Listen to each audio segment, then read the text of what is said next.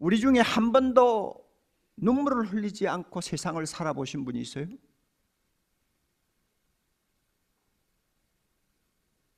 아무도 없을 거예요. 위대한 설교자 스폴전이라는 사람이 재밌는 말을 했어요.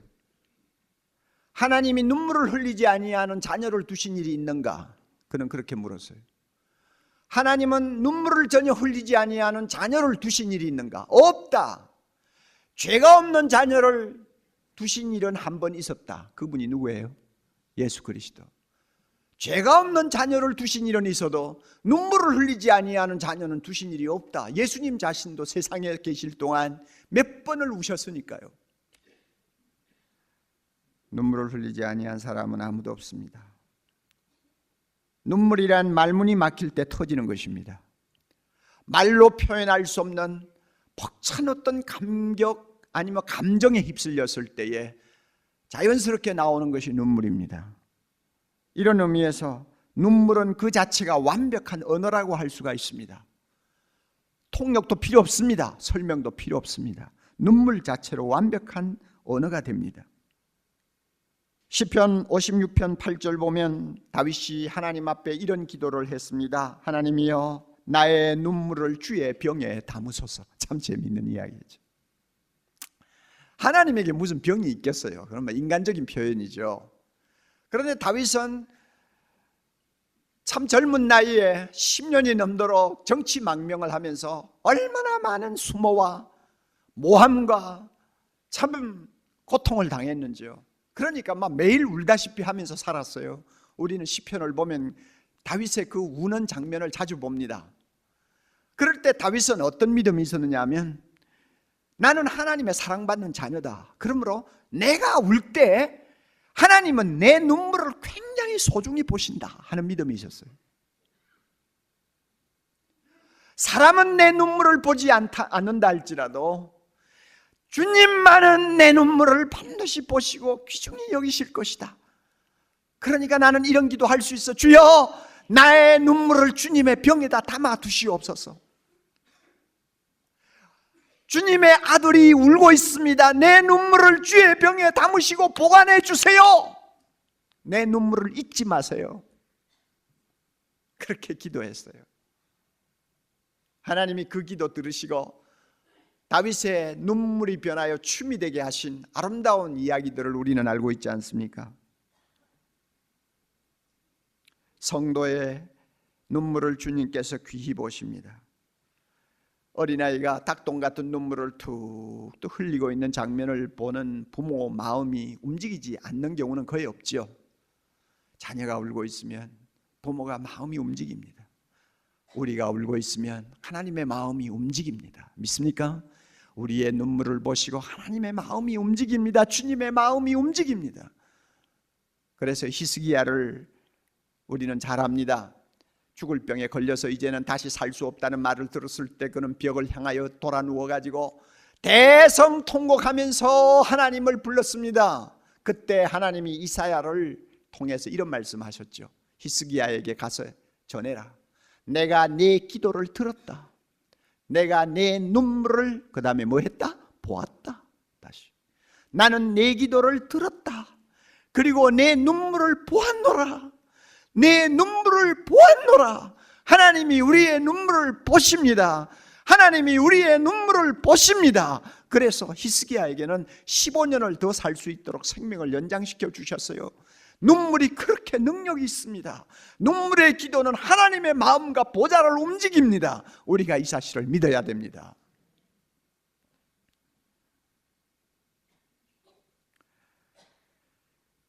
둘째로 우리가 또 받을 메시지가 있습니다.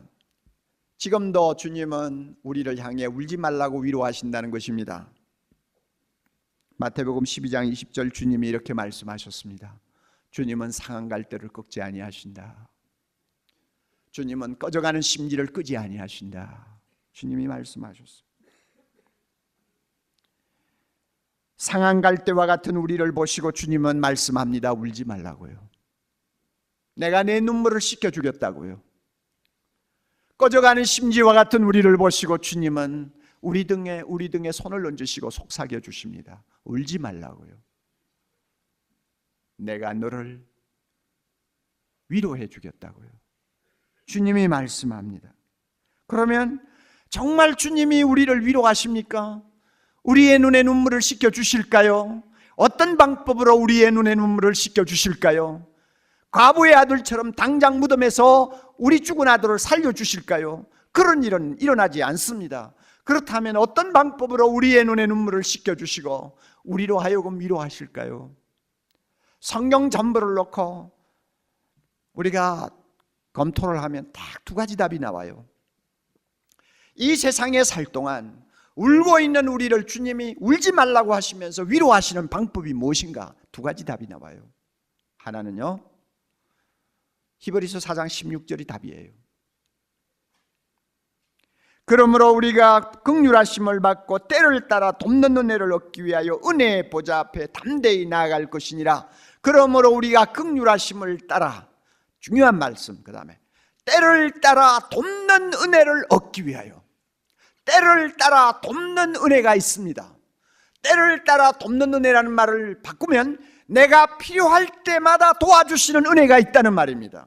주님은 내가 필요할 때마다 도울 수 있는 은혜를 준비하고 계십니다. 그래서 우리가 기도로 주님 앞에 나아가면 항상 필요를 따라서 우리를 위로해 주시는 주님의 손이 있음을 믿으시기 바랍니다. 여러분 체험하셨어요? 제가 이런 체험을 여러분에게 하나하나 설명을 하려면 시간이 없어요. 분명히 좋으신 우리 주님은 울고 있는 우리를 주목하시고 우리의 눈물을 소중히 여기실 뿐만 아니라 울지 말라고 하신 다음 우리의 문제가 어디 있는가를 아시고 때를 따라 필요한 은혜를 그때그때 적절하게 허락해 주시면서 우리의 눈에 눈물을 씻겨 주심을 믿으시기 바랍니다. 또 하나 방법이 있어요. 로마서 8장 28절입니다. 우리가 알거니와 하나님을 사랑하는 자 곧 그 뜻대로 부르심을 입은 자들에게는 모든 것이 합력하여 선을 이루느니라. 중요한 말씀입니다. 모든 것을 합력하여 선을 이루심으로 하나님은 우리의 눈에 눈물을 씻겨주시고 위로하신다는 것입니다. 모든 것이 합력하여 선을 이루게 하는 것은 굉장히 큰 그림입니다. 이거는 우리가 금방 몰라요. 자, 여러분 한번 보세요. 내가 어떤 어려운 인생의 풍랑을 만났다고 합시다. 정신을 차릴 수가 없어요. 1년이 가도 2년이 가도 3년이 가도 문제 해결은 되지 않아요. 아무리 기도해도 하나님은 들어주시는 것 같지를 않아요.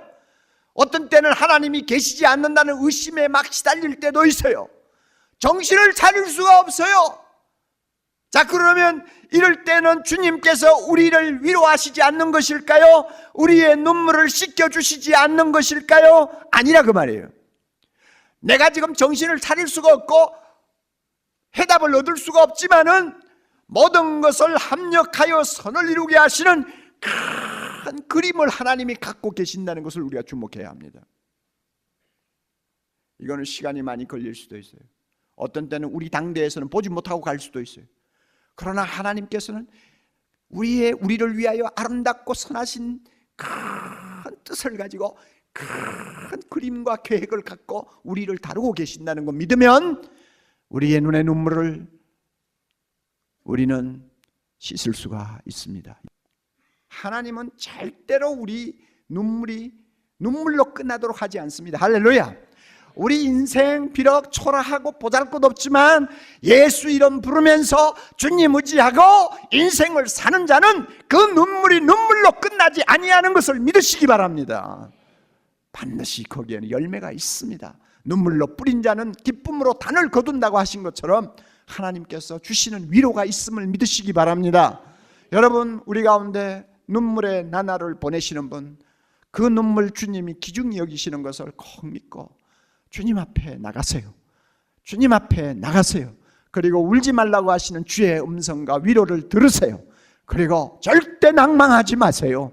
하나님 안에는 실패가 없습니다. 주님이 주시는 영광스러운 내일이 있을 뿐입니다. 하나님의 이와 같은 축복이 우리 모두에게 임하시기를 기도합니다. 이사야를 보내가 당신이 죽고 살지 못하니 집안을 정리하라 했을 때 그가 들어 누워서 벽을 향하여 간절히 눈물을 흘리며 통곡하고 기도하니까 주님이 이사야에게 말하기를 돌아가서 다시 시시하게 말하라. 너 기도를 듣고 눈물을 보았다. 내가 너의 생명을 15년 동안 연장해 주겠다고 말씀하십니다. 이와 같이 여러분, 우리 주님께 우리가 간구해야 돼요. 우리 교회 이미순 권사님께서 목에 이상이 있어 단청 촬영 결과 종합검사해보니까 갑상선에 문제가 있다고 수술하자고 해서 40분이면 된다고 해서 수술을 했는데 2시간이 걸렸어요. 보니까 갑상선 암입니다. 암덩어리를 다 뜯어내지 못하고 그대로 덮어버렸습니다. 그러고 난 다음에 항암 주사를 맞고 치료를 하는데 눈도 안 보이고 목이 너무나 아프고 항암제를 맞아 목과 얼굴이 항아리처럼 부어올랐습니다. 그래서 그때 그런 하나님께 회개했습니다. 너무나 전도 아니하고 신방도 아니하고 하나님 사업에 열중하지 않고 게으른 죄를 회개하고 결사적으로 부르셨습니다. 사람은 막다른 골목에 처하면 결사적으로 부르짖게 되는 거예요. 미리부터 결사적으로 부르짖었으면 좋았을 것인데 평안할 때는 결사적으로 안 부르짖어요. 그래 우리 권사님이 이제는 무사형 수모를 받았으니까 병상에서 결사적으로 주님께 부르짖었습니다. 목숨을 걸고 기도 며칠 만에 목이 아픈 것이 사라지고 항아리처럼 부어올랐던 얼굴이 깔아집니다. 그래서 다시 한번 진찰을 해달라고 해서 진찰해 보니까 암이 온데간데 없습니다. 사라지십니다. 나았어. 지금은 전보다 더 건강해져서 열심히 주의 사업을 하고 있습니다. 이와 같이 여러분, 확신이 올 때까지 간절한 마음으로 주님께 부르짖어 기도해야만 되는 것입니다. 너희가 없는 것은 구하지 아니함이라고 성경은 말하고 있습니다. 다섯째로 우리가 병들면 안수기도 받는 것을 두려워하지 말아야 됩니다. 장로나 목사는 기름을 바르고 기도해 줘야 돼요. 야고보서 5장 14절에 너희 중에 병든 자가 있느냐? 저는 교회의 장로들을 청할 것이요 그들은 주의 이름으로 기름을 바르며 위하여 기도할지니라고 말한 것입니다. 하나님께서는 주의 종이나 장로들이 와서 기름을 바르고 기도해 주면 그를 통해서 고치겠다고 말했습니다. 무슨 장로님이 교인들을 위해 의시되고 다스리려고만 하는 것이 장로가 아닙니다. 장로라는 것은 교인들이 기름간에 고통당할 때 가서 위로하고 격려하고 치료해 주는 역사를 하는 것이 장로인데, 특별히 몸에 병들었을 때 장로가 가서 말씀을 전하고 기름을 바르고 안수하여 기도하면 하나님이 고치겠다고 말씀하셨어요. 그뿐 아니라 그럼 장로가 없을 때 어떻게 하냐? 장로가 없을 때는 평신도라도 집사라도 지역장 구역장이라도 병든 자에게 가서 부드럽게 손을 잡고 기도해 주세요. 이 성경 말씀 마가복음 16장 17절 18절에 병든 자에게 손을 얹은즉 나으리라고 하십니다. 손을 얹는다는 것은 여러분 사랑으로서 손을 붙잡아 주는 것을 말합니다. 손을 얹으라 했는데 몽둥이로 때려가 뼈가 부러지기도 하고 죽이기도 하고 그런 것 있지 않습니까? 기도원에서 병자 위에 기도한다고 해서 사람 죽여놓고 난 다음 나는 안수했다 그럽니다. 여러분 그런 것 없어요. 손을 얹으라는 것은 사랑의 손길을 얹지 않습니까? 우리가 병원에 신방하도 환자가 있으면 손을 잡지 않아요. 그 몸에 부드럽게 손을 얹지 않아요. 그것은 사랑을 표시하는 것입니다. 사랑으로 기도하는 것입니다. 우리가 병든 자에게 가서 사랑으로 손을 얹고 우리 기도하면 하나님께서 병을 고치겠다고 말씀한 것입니다. 이렇기 때문에 병들어서 자기 혼자 힘으로 기도하기가 벅찰 때 주의 종이나 장로님들에게 기름 부음을 받고 기도를 받고, 그렇지 않으면 믿는 성도들이 사랑의 손길로 어루만져 주면서 기도해 주면 주님께서 고치겠다고 말씀하신 것입니다. 여섯째로 우리가 병들면 환경이나 감각에 의지하지 말고 단호하게 하나님의 말씀에 서서 믿음으로 기도해야 되는 것입니다. 믿음으로 행하고 보는 것으로 행하면 안 됩니다. 내가 느끼고 감각적으로 고통을 느끼는 것을 바라보고 떨면 안 돼요. 저 하늘이 무너지고 이 땅이 꺼져도 1.1핵도 변함없는 말씀에 서야 돼요. 눈에 나무 전가 안 보이고 귀에는 아무 소리 안 들리고 손에 잡히는 거 없어도 말씀이었어야 됩니다.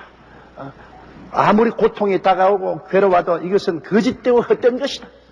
사탄아, 이 거짓되고 헛된 짓 하지 마라. 나는 저가 채찍에 맞음으로 나음을 받았다.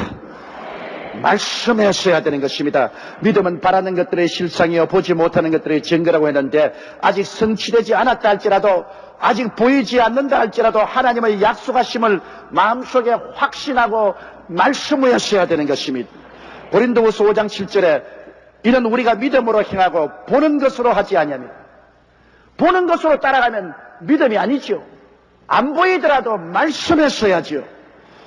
출애굽기 15장 26절에 가라사대 너희가 너희 하나님 나 야훼의 말을 청종하고 나의 보기에 의를 행하며 내 계명에 귀를 기울이며 내 모든 규례를 지키면 내가 애굽 사람에게 내린 모든 질병의 하나도 너희에게 내리지 아니하리니 나는 너희를 치료하는 야훼입니다. 우리 하나님의 이름이 치료하는 야훼입니다. 즉 의사 선생님이라는 것입니다. 우리 하나님 아버지가 의사 선생님인데 우리 자녀들이 병들어서 고생할 리가 있겠습니까? 하나님은 전지전능하신 분이신데요. 그러므로 우리는 단호하게 믿음으로 하나님께 나서 기도하고 없는 것을 있는 것 같이 확신해야 됩니다. 아직 없는데도 있는 것처럼 하나님은 죽은 자를 살리시며 없는 것을 있는 것 같이 부르신다고 말했습니다. 로마서 4장 19절로 22절에 보면 아브라함이 100세나 되어 자기 몸의 죽은 것 같음과 사라의 태의 죽은 것 같음은 알고도 믿음이 약하여 지지 아니하고 믿음이 없어 하나님의 약속을 의심치 않고 믿음에 견고하여서 하나님께 영광을 돌리며 약속하신 것을 또한 능히 이루실 줄을 확신하였으니 그러므로 이것을 저에게 의로 여기시느니라. 약속하신 것이 반드시 이루어진다는 확신을 가지고 자기가 100살이 되고 사라의 태의 죽은 것 같음도 개의치 않았습니다. 그런 모든 환경적인 어려움이 있음에도 불구하고 그것에 의지하지 아니하고 약속만 바라본 것입니다. 약속만 바라본. 여러분, 이 세상은 다 변합니다. 변치 않은 것은 하나님의 말씀밖에 없습니다. 모든 인생은 풀과 같고 그 영화는 풀의 꽃과 같다. 풀은 시들고 꽃은 떨어지나 야훼의 말씀은 세세토록 있도다라고 말씀한 것입니다. 그러므로 그 말씀에 써야 돼요. 출애굽기 23장 25절로 26절에 보면은 너희 하나님 야훼를 섬기라. 그리하면 야훼가 너희 양식과 물에 복을 내리고 너희 중에 병을 제하리니 내 나라에 낙태하는 자가 없고 잉태치지 못하는 자가 없을 것이라. 내가 너희 날수를 채우리라. 하나님께서 우리 날수를 채우겠다. 그럼 우리 날수는 뭡니까? 성경에는 노아홍수 이후로 우리 인생의 날수는 120년이 될 것이라고 말했습니다. 성경상으로 보면 여러분 다 120살까지는 살아야 돼요.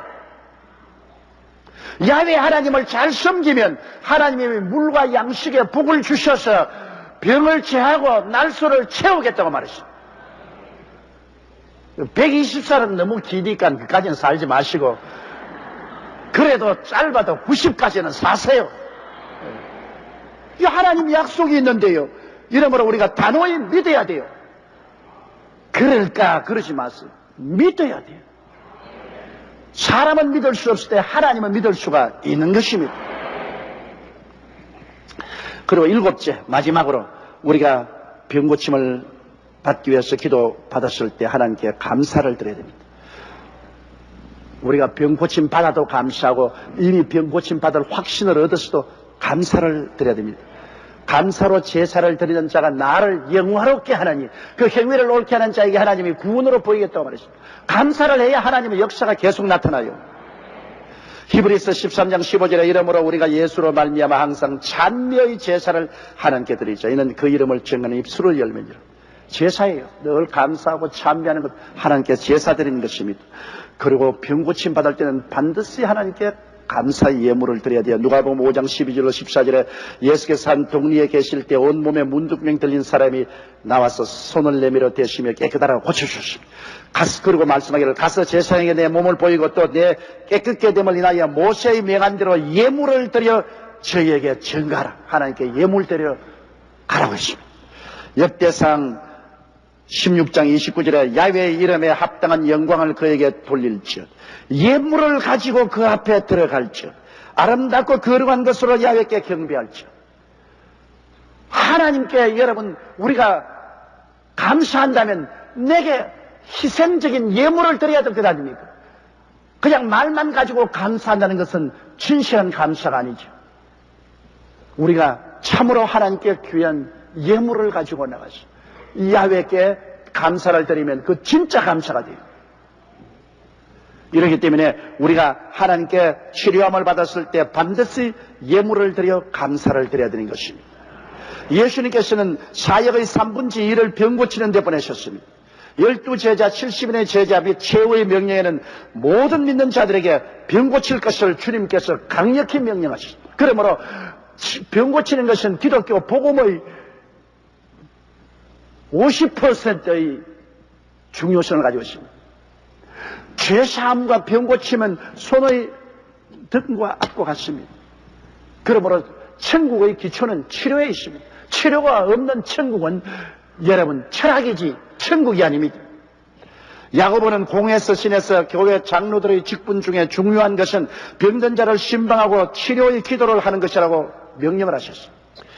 그러므로 첫째, 거듭나 하나님의 자녀가 되어야 치료함 받을 권리가 있으며, 둘째, 우리가 간접적인 죄나 직접적인 죄나 죄를 철저히 회개하고 기도해야 될 것이요. 셋째는 치료에 대한 하나님의 약속을 확실히 알아야 될 것이고, 넷째는 확신이 올 때까지 하나님께 근질기게 인내를 가지고 기도해야 될 것이고, 다섯째로 안수 기도를 받을 것이고, 여섯째는 단호히 눈에 나무 정가 안 보이고 귀에는 나무 소리 안 들리고 손에 잡히는 걸 없어도 믿어야 될 것이고, 일곱째는 감사의 제사를 드리는, 감사의 제사를.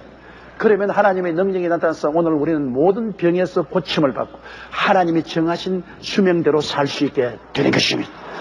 우리 기도드리겠습니다. 사랑이 많으시고 거룩하신 하나님 아버지, 하나님의 치료의 은총과 역사를 진정으로 감사하고 찬송합니다. 아버지 하나님이시여, 하나님 아버지와 우리 주 예수 그리스도는 치료하는 하나님이십니다. 예수를 믿고 우리 영적인 문둥병인 죄에서 치료를 받고 육신적인 질병에서 치료받는 것을 감사드립니다. 아버지 하나님이시여, 예수 믿고 영적인 문둥병에서 고침받아 구원받은 우리들은 육신적인 모든 질병에서 고침을 받게 하여 주시옵시고 건강하게 살게 도와주옵소서. 예수님 이름으로 기도드립니다. 자, 여러분의 문제가 심각한 거 압니다.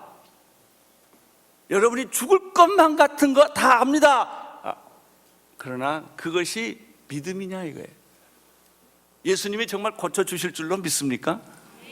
정말 믿으세요? 그거예요. 그걸 내가 나를 믿냐 이거예요. 내가 나를 믿냐? 믿음을 가지면 영광을 버리라 하는 것입니다. 믿으려고 하면 네 번째, 의심과 두려움과 싸워야 합니다. 이제 내가 믿으려고 딱 결정하면요, 낭떠러지게 서 있는 것 같아요. 그냥 아멘 할렐루야 그렇게 믿어진다면 예수님이 그렇게 믿음을 강조할 필요가 없으세요. 그러니까 어쩌면 지금 내가 믿고 있는 믿음은 다 아닐 수 있다라고 생각하셔요. 여러분 아멘 할렐루야 뭐 믿습니다. 그거 다 가짜야.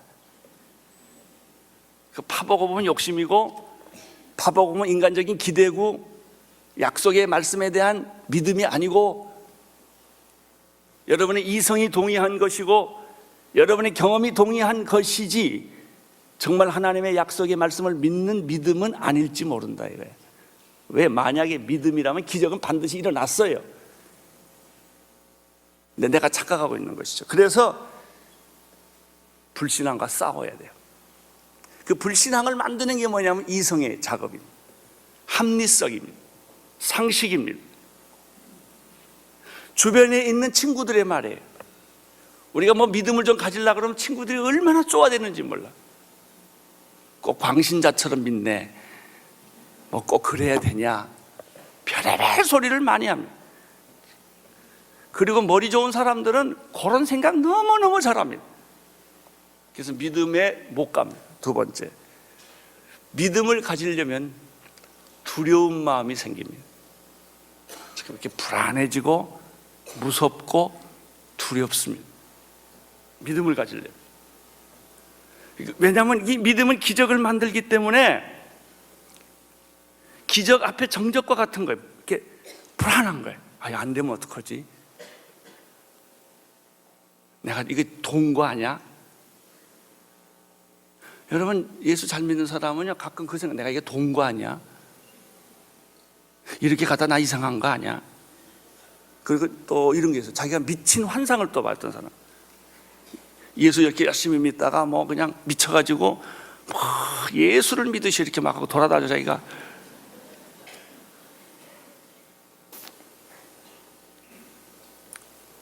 여러분, 우리가 믿음을 갖지 못하게 하는 것 중에 하나가 환경입니다.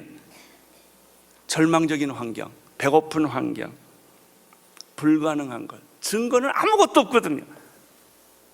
무모한 것 같이 느껴요. 이것들이 다 이게 장애물들이에요. 이런 게 있어요. 이거를 뚫고 나가야 돼요. 뚫고 나가야 돼요. 그래서요, 누가 믿음 제일 좋으냐면요, 급한 사람이 제일 좋아. 그냥 황당하게 당하면 이런 거 저런 거 생각할 여유가 없는데 조금만 여유 주면 또 돌아가, 머리가 뱅뱅. 그래서 급할 때는 아멘 할렐루야하고 새벽기도 나오고 금식하고 다 하다가 조금 풀어지면 또 옛날로 돌아가요. 그 이성의 작업, 상식의 작업, 합리성의 작업이 또 나를 지배하는 거예요. 그리고 우리의 믿음을 갖게 하기 위한 장애물이 또 있는데 그게 뭐냐면 마귀의 속임수예요. 마귀가 우리에게 거짓 환상을 주는 거예요. 마귀가 이미 죄가 없는데도 죄가 있는 것처럼 말해줘요. 우리의 과거의 옛날의 습관이 있는데 그 습관이 마치 사실인 것처럼 그런 생각을 해요. 제가 요즘에 재미있는 일 하나 경험하고 있어요. 요즘 몇 주 동안에 너무 재밌어요. 요즘 내가 설교해놓고 내가 너무 재밌는데 그 중에 하나가 이제 내가 내 병하고 내 병명 다 알잖아요. 쫙. 이제 그 중에 하나가 내가 고치고 싶은 게 뭐냐면 이 허리가 늘 나는 이렇게 굽어요. 이렇게 아세요? 약간 이러고 다녀요. 이러고. 내가 신경을 안 쓰면 이게 이렇게 가요. 이게 이제 왜 그러냐면 키가 커가지고 서 있는 게 너무 미안해가지고 항상 그런 게 오랜 세월 동안 지나서 이제 허리가 이렇게 늘 굽어요. 근데 내가 그 충고를 많이 듣거든요. 목사님 허리 좀 피세요. 그러면 굉장히 이렇게 힘들어요. 내가 이렇게. 왜냐하면 교만해 보이기도 하고 이렇게 몸에 익숙하지가 않으니까 이러면 2분을 못 있어요. 이렇게. 근데 내가 그걸 가지고 기도했어요. 하나님, 내가 허리를 어깨를 쫙 펴게 해주세요. 근데 이때까지 안 됐거든요. 근데 요즘 며칠 전에 내가 그 기도를 했는데 놀라운 사실이 생겼어요. 허리가 펴졌다는 게 아니라 순간순간 허리를 펴라라는 소리가 들려요. 그러니까 그걸 내가 기억을 하면 계속 허리를 펴고 있겠는데 의식적으로 허리를 펴고 있다가 시간 몇십 10분, 20분 지나면 또 잊어버리는데 이게 끊임없이 생각이 나는 거예요. 그러니까 걷다가 이래야지. 이제 여러분 두고 보세요. 내가 쫙 깨끗하게 펼 거예요. 왜? 내가 그 생각을 계속 하니까. 내가 새로운 걸 하게, 성령의 역사는 계속 생각나게 한다. 마귀의 역사도 계속 생각나게 해. 죄 생각 계속 하고요. 마귀 짓도 계속 마귀가 생각나게 하니까 죄 짓는 거죠. 성령의 능력이 뭐냐면 계속 생각나게. 당신은 치유되었다. 약 먹을 때도 내 기도가 그거예요. 치유되었다. 이 약은 떠날지어다. 그리고 먹어요. 먹긴 또. 네? 이제 그러니까 왜냐하면 이게 내 몸에서 안 떠난다니까요. 이 말이 이게 한두 번이 아니고 하루 종일 머릿속에 있어요. 와, 그게 요즘 내가 달라진 겁니다. 그러니까 내가 좋아질 수밖에 없지 않겠습니까? 그 생각이 계속 나니까 옛날에 나쁜 습관이 하루아침에 안 고쳐지는 것뿐이지, 나쁜 습관이 하루아침에 안 고쳐지는 것뿐이지 이 생각이 계속 나니까 할렐루야. 지금 안경 들고 내가 이렇게 나왔는데 하도 귀찮아서 다 초점을 만들었어요. 지금 이거. 여러분, 성령의 역사는 하나님 생각 계속하게 하는 거예요. 미전도 종족 생각 계속하게 하는 거예요. 할렐루야. 그런 일이 여러분에게 있게 되기를 축원하는 것입니다. 자신과 싸워야 됩니다. 진짜 여러분들이 믿음을 가지려면 성령님과 교제하셔야 됩니다. 끊임없이 성령님 생각해야 됩니다. 성령님의 임재 가운데로 들어가셔야 됩니다. 여러분 마음속에서 이런 소리가, 나는 행복하다 이런 소리가 막 들려야 돼. 나는 치유되었다 이런 소리가, 지금 당장 치유 안 돼 상관없어요. 그 성령의 소리가 손익에서 계속 매일매일 들리는 거예요. 그러면 모든 우울한 거, 모든 불행한 거, 모든 것들이 다 사라지는 줄로 믿습니다. 나는 오늘 여러분들에게 그런 기적이 일어나기를 바랍니다. 오늘 시간에 내 병은 떠났다라고 선언하십시오. 내 불행은 떠났다라고 선언하십시오. 내 저주는 떠났다고 선언하십시오. 여러분은 불행의 주인공이 아닙니다 라고 선언하십시오. 예수님의 이름으로 하나님과 아들됨의 관계, 죄가 떠났고 저주가 떠났고 여러분 슬픔은 떠났습니다. 한번 가슴에 손을 얹고 제 기도를 따라해 주십시오. 예수님께서 내 병을 짊어지셨음을 감사드립니다. 채찍에 맞음으로 내 모든 병이 치유되었음을 감사드립니다. 예수님의 보혈의 피로 내 죄가 다 사라졌음을 믿습니다. 생명의 성령의 법이 죄와 사망의 법에서 나를 해방되었음을 믿습니다. 사단의 모든 권세와 죽음의 질병의 권세가 이미 떠난 것을 감사드립니다. 예수님께서 이 사건을 통하여 성령의 기름 부으심을 허락하여 주시고 불의 역사를 허락하여 주옵소서. 영광과 존귀를 받아 주옵소서. 예수님 이름으로 기도합니다. 아멘. 나는 여러분의 이 기도가 계속 생각나기를 바랍니다. 여러분 마음속에 이 성령의 그 열정과 능력과 아이디어와 이 힘이 오늘 이 시간에 나타나기를 축원하는 것입니다. 여러분의 병은 치유되었습니다. 여러분의 죄는 용서받았습니다. 저주는 떠났습니다. 여러분은 하나님의 자녀가 되었습니다. 주님 이 사실이 매일매일 생각나게 해주시고 순간순간 생각나게 해주시고 확인되게 해주시고 믿게 하여 주시옵소서. 예수님 이름으로 기도드리옵나이다. 아멘.